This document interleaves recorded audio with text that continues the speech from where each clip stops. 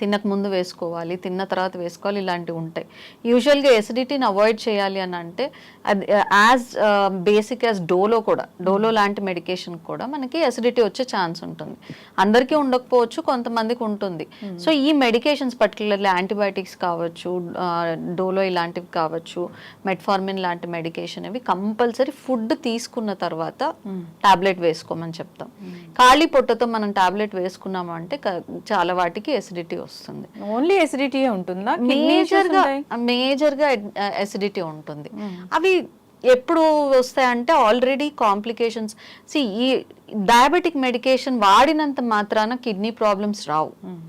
But kidney problem వేరే reason వల్ల kidney problem ఉంది, ఆర్ డయాబెటీస్ కంట్రోల్ లేకపోవడం వల్ల కిడ్నీ ప్రాబ్లం వచ్చింది అన్నప్పుడు మనం ఇచ్చే మెడికేషన్స్ కొన్ని అవాయిడ్ చేయాల్సి ఉంటుంది. ఎందుకంటే కిడ్నీలు సరిగ్గా పని చేయనప్పుడు ఈ మెడికేషన్ ఏదైతే ఉంటుందో